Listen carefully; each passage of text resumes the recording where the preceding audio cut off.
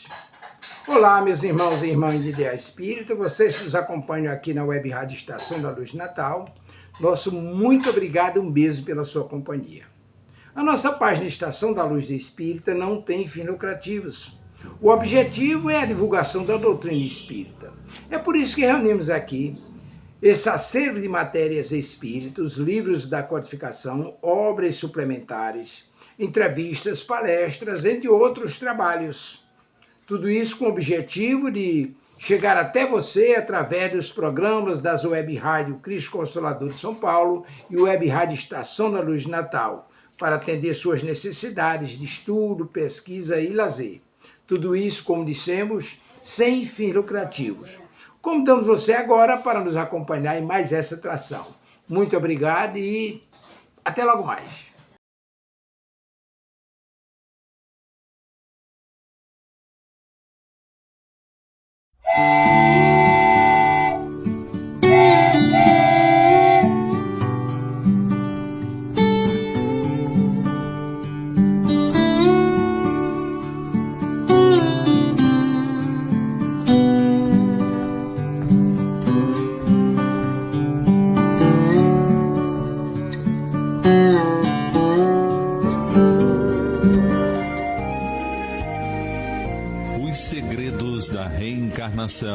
Desvendados pelos espíritos que cuidam do nosso renascimento no corpo físico. Pela Rádio Rio de Janeiro, Missionários da Luz. Produção e apresentação, Berenice Lima e Deusa Nogueira.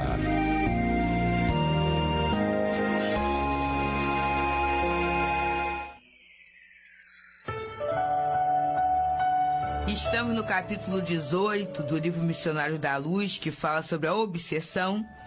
E nesse momento estamos analisando aquela companheira, aquela irmã, que recebeu 100% a ajuda que foi oferecida. Isso porque ela se concentrou em absorver as vibrações, eliminou os pensamentos negativos e absorveu aquelas emissões positivas que a influenciação dos benfeitores estavam junto a ela. E aí, aprovando o minucioso exame com gesto significativo, Alexandre tornou a dizer: apenas o doente, convertido voluntariamente em médico de si mesmo, atinge a cura positiva. No doloroso quadro das obsessões, o princípio é análogo. Se a vítima capitula sem condições ante o adversário, entrega-se-lhe totalmente e torna-se possessa, após transformar-se em autônomo à mercê do perseguidor. Se possui vontade frágil e indecisa, habitua-se com a persistente atuação dos verdugos e vicia-se no ciclo de irregularidades de muito difícil corrigenda, porquanto se converte aos poucos em polos de vigorosa atração mental aos próprios algozes. Em tais casos, nossas atividades de assistência estão quase circunscritas a meros trabalhos de socorro, objetivando resultados longínquos.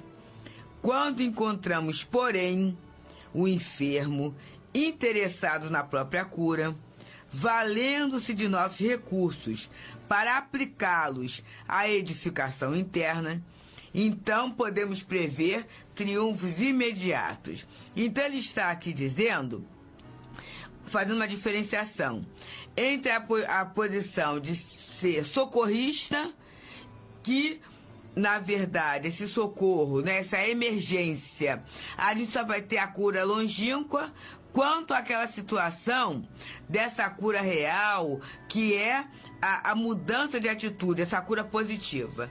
E a gente pode fazer uma comparação na nossa vida do dia a dia. Eu me sinto mal e vou na emergência de um hospital. O que vai acontecer ali na emergência? vai ser amainado aquele sintoma, né? Os profissionais até falam assim, a causa da chegada. Você chegou por quê? Cheguei porque estava me sentindo agitada, tudo isso. Então ele vai dar o quê?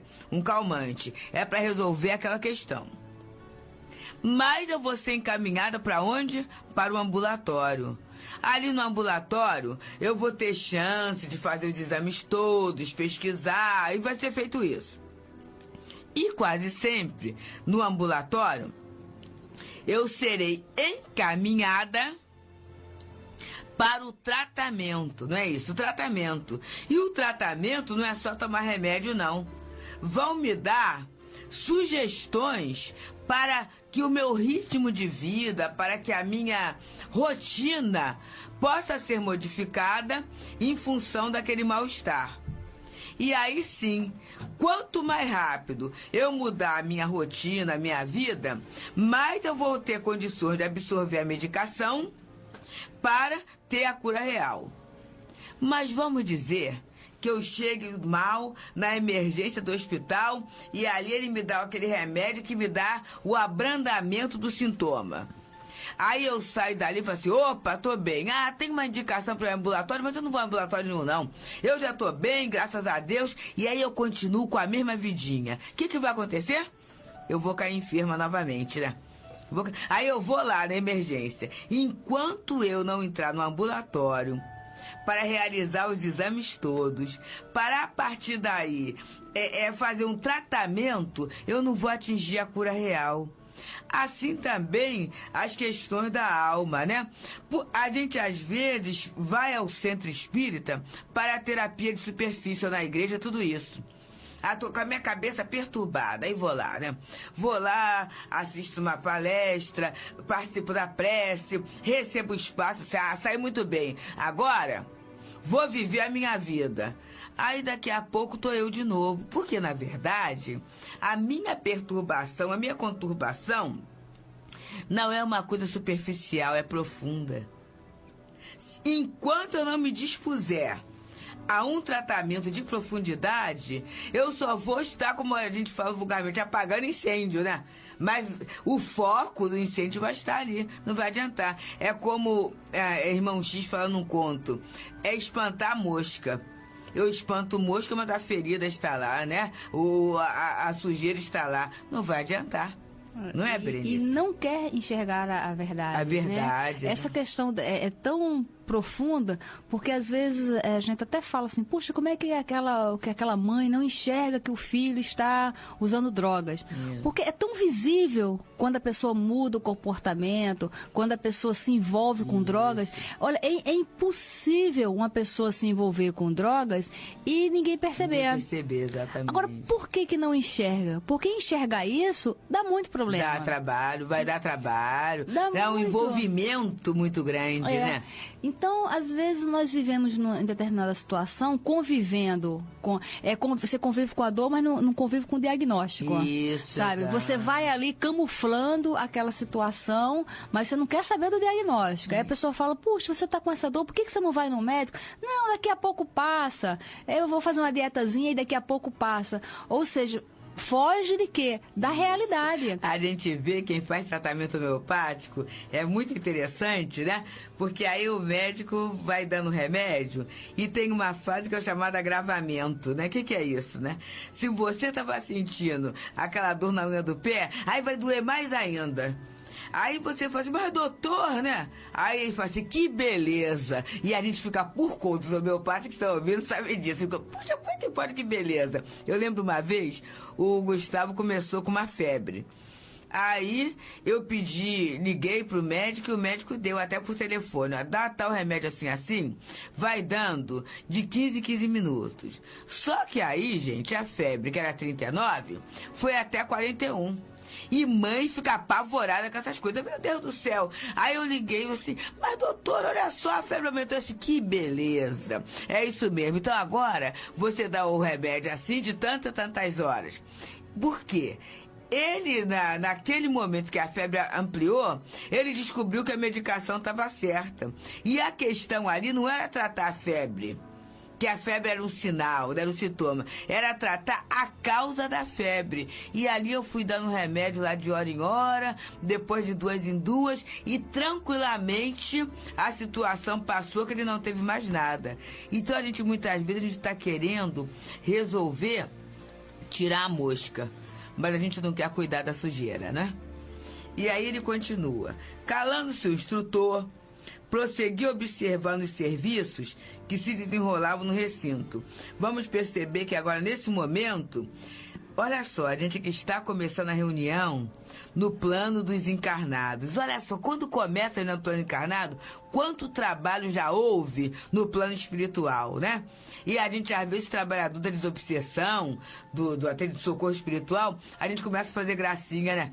Achando que é o máximo. Eu chego mesmo, eu doutrino, que é uma beleza, né? Eu incorporo, o espírito chega, encontra em mim, através do choque anímico, todos os recursos. Eu dou um passe, que é uma beleza. Gente, quanto trabalho aconteceu até a hora que começaria a reunião. Olha só. O doutrinador encarnado, companheiro de grande e bela sinceridade, era o centro de um quadro singular. Seu tórax convertera-se num foco irradiante, e cada palavra que lhe saía dos lábios semelhava-se a um jato de luz alcançando diretamente o alvo. Fosse ele os ouvidos perturbados dos enfermos ou o coração dos perseguidores cruéis. Suas palavras eram, com efeito, de uma simplicidade encantadora, mas a substância sentimental de cada uma assombrava pela sublimidade, elevação e beleza. Reparando minha estupefação, Alexandre vem em meu socorro esclarecendo. André, estamos aqui numa escola espiritual. O doutrinador humano encarrega-se de transmitir as lições. Você pode registrar, porém, que, para ensinar com êxito, não basta conhecer as matérias do aprendizado e ministrá-las. Antes de tudo, é preciso senti-las e viver-lhes a substancialidade no coração. O homem que apregou ao bem deve praticá-lo, se não deseja que as suas palavras sejam carregadas pelo vento, como simples eco de um tambor vazio. O companheiro que ensina a virtude, vivendo-lhe as grandezas em si mesmo, tem o verbo carregado de magnetismo positivo, estabelecendo edificações espirituais nas almas que o ouvem. Sem essas características, a doutrinação quase sempre é vã. Então, Berenice, fala que você tem a experiência da doutrinação pouquinho pra gente. É uma coisa assim muito interessante sobre isso aqui. Porque às vezes, quando nós vamos falar, por exemplo, vamos começar do básico, né? Uma dona de casa que cozinha muito bem e que adora cozinhar porque quem cozinha bem e que adora cozinhar, adora se reunir à mesa, ela faz aquilo com tantos detalhes e ela nunca faz a mesma receita. Eu tenho uma amiga que ela fala assim, olha, eu não vou te passar receita, porque toda vez que eu faço... A dificuldade é essa. Eu vou mudando, porque eu como um negócio e ela faz aquilo ali e com uma vibração, e ela tá tão alegre, todo mundo comendo aquilo, que você, às vezes é uma coisa simples, meu Deus, mas muito simples, que você come e acha que é um manjar dos deuses, entendeu? E na verdade é uma coisa simples. Mas por que isso? Porque ela está fazendo uma coisa que ela sabe e aquele magnetismo dela está impregnado de tal forma que ela faz uma coisa simples e a gente adora. Minha irmã, ela gosta muito de cozinhar. E ela gosta muito de mim, muito. Então, se a minha irmã... Olha, eu tô falando sem exagero. Às vezes eu chego em casa muito apressada, só dá tempo de eu tomar banho e sair, e às vezes ela prepara um lanche. se ela fizer um queijo quente para mim, é muito mais gostoso do que o que eu faço. Exato. Não muda nada, mas é tanto que o pão vem certinho, o queijo não escorre. Eu não sei o que ela faz, que o negócio fica todo perfeitinho, porque ela faz de uma maneira para servir, né? Porque ela gosta, porque ela vê que eu estou no corre-corre e ela está querendo facilitar. Ou seja, ela está fazendo aquilo ali de tal forma que aquilo ali fica carregado daquele magnetismo dela. Quando nós conhecemos alguém, pode ser um professor, pode ser um doutrinador, um palestrante, um amigo. Quando a pessoa fala sobre alguma coisa, por exemplo, um professor, quando ele está falando sobre uma matéria, ele pode estar dizendo tudo, tintim por tintim. Mas às vezes a gente não percebe que ele não entende o que ele está falando. Ele está falando o que está escrito em algum lugar. É como se ele não acreditasse, né, naquilo que está falando. Exatamente. Aí não tem paixão. Exato. Eu tive um professor de história que eu odiava a história. Depois, eu tive um professor de história que eu amei a história. A história foi a mesma. O processo de ensinar, a vibração de ensinar é que encanta os alunos. Eu estou lembrando agora, Berenice, assim, né? Embora não seja da área de matemática, mas quem me ensinou a amar matemática, eu fui aluno do Jairo Bezerra. Gente, o Jairo Bezerra era alguém assim que... ele que falou uma vez, né? Todo problema tem uma solução. E assim, era tão encantador mesmo, que a gente ficava assim. Então, na verdade, a gente passa a acreditar na matéria pela paixão, pela vivência de quem passa, porque ele trazia pra gente a prática da matemática. Então, a questão dele não era você saber o teorema, mas assim, era a prática. Como é que isso funciona? E aí, isso aí encantava os alunos e tirava o medo. Isso. Então, às vezes, por que às vezes está se falando sobre culinária e quando você chega em casa, você imediatamente vai fazer uma receita que uma determinada pessoa passou? Porque ela falou com tanto entusiasmo, com tanto amor, que você fica assim, que às vezes você nem anota. Que a pessoa deu a receita de uma forma com tanto entusiasmo e vigor que parece que a receita penetrou em você, que você chega em casa e fica querendo experimentar aquela receita. E às vezes outra pessoa fala alguma coisa que você comeu, gostou muito, mas você nem consegue reproduzir aquilo. Tanto sentido, né? Isso. E o que ele está falando aqui, e palestra, por exemplo, né? Às vezes você vê um palestrante falando palavras simples, falando coisas simples, não conta nenhuma novidade, mesmo porque não existe novidade, todo mundo sabe de tudo, entendeu? Mas você sai assim com vontade de mudar. Edificado, né? A verdade é essa. Você sai, puxa vida, eu queria tanto fazer isso, eu queria tanto ser como fulano. Ou seja, a vivência daquele fulano foi de tal forma que te contagiou, que te impregnou. E às vezes mexeu no seu melhor, né? Na sua melhor parte. E às vezes você escuta ou um professor ou uma amiga falando sobre uma receita de culinária ou um palestrante que você vê que são só palavras. Isso. Que aquilo ali não te toca. Não tem eco, né? Como se fosse uma coisa oca, né? Exatamente. E aqui quando ele diz que o companheiro que ensina a virtude, vivendo-lhe as grandezas em si mesmo, tem o verbo carregado de magnetismo positivo. Então, isso quando nós fazemos uma avaliação do outro. Mas nós, às vezes a gente fala assim, eu já falei tanto lá em casa para o pessoal vir para a doutrina espírita, ninguém vem. Mas às vezes é um conflito. Você fica falando que é uma coisa maravilhosa e não age de acordo com essa coisa maravilhosa. Aí as pessoas ficam sem entender. Vem cá, mas se lá é tão maravilhoso, por que você não é maravilhoso? Exatamente. Então ficam coisas conflitantes. Às vezes a gente fala assim, nossa, eu tento explicar para os meus alunos, mas eles não, parece que eles não escutam, parece que eles estão com a cabeça no mundo da lua, eu fico falando ao vento. Por que um outro professor vai lá e dá conta do recado? Né? Então, para nós, né, para quem faz esse questionamento de, puxa, eu falo tanto, eu falo todos os dias, ninguém me ouve. Eu explico tanto, ninguém entende. Poxa, eu faço pra caramba e ninguém me reconhece. A questão é, eu estou fazendo com magnetismo, com amor, com paixão por aquilo que eu estou fazendo, com a visão de servir, que quando o professor vai para servir como professor, para se colocar a serviço para que o outro entenda, as coisas funcionam. Lá no abrigo, são 12 oficinas. A turminha é a mesma, né, que passa por todas as oficinas. Tem oficineira que tem dificuldade com a turma. E tem 11 oficineiros que não têm. Então, onde é que está a dificuldade? É nas crianças ou na oficineira?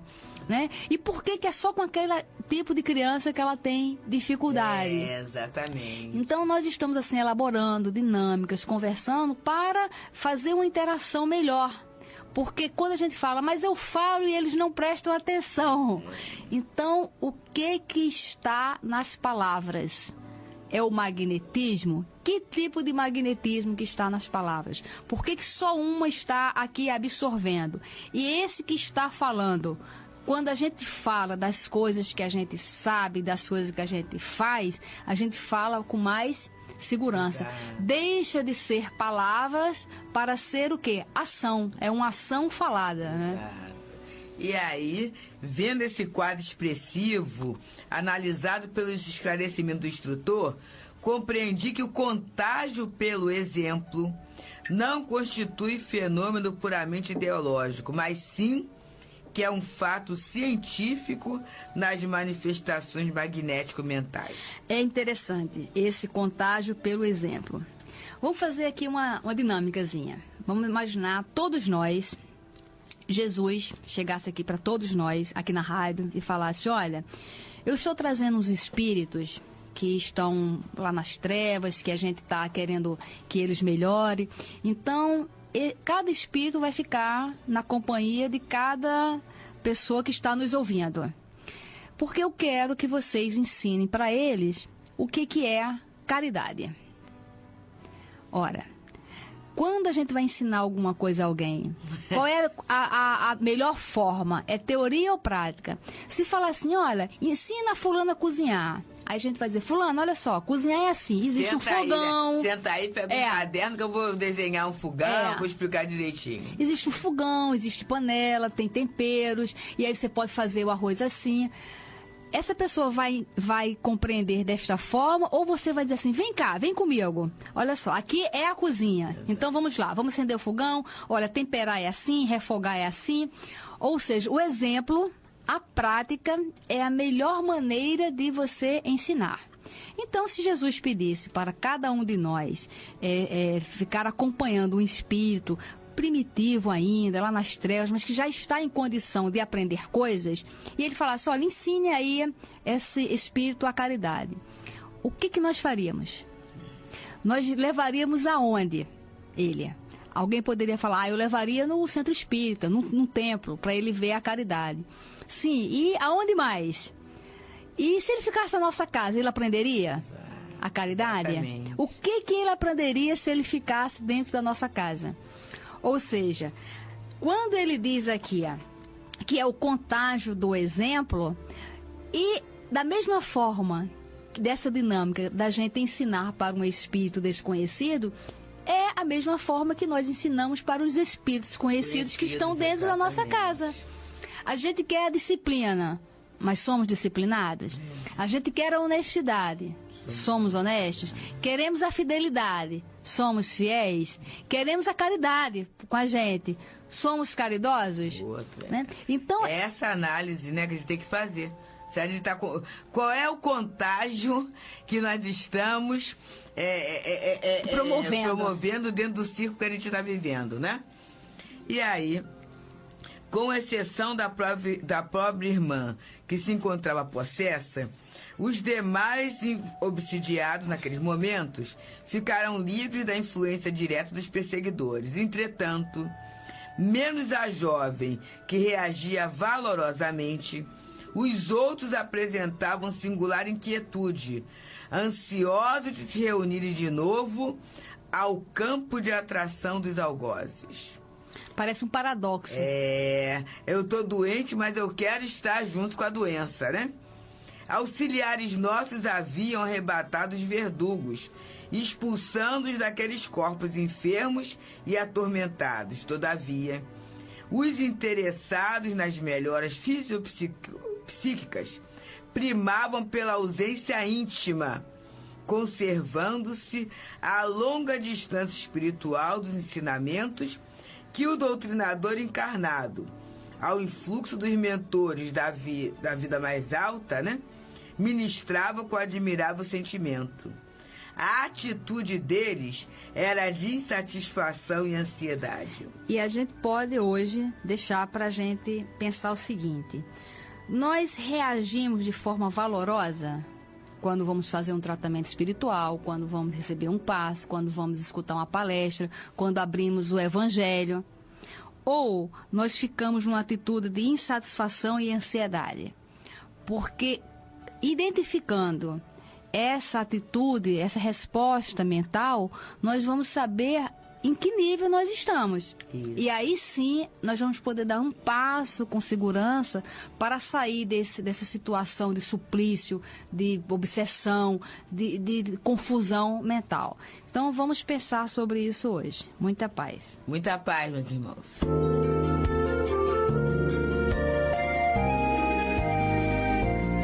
A Rádio Rio de Janeiro apresentou Missionários da Luz.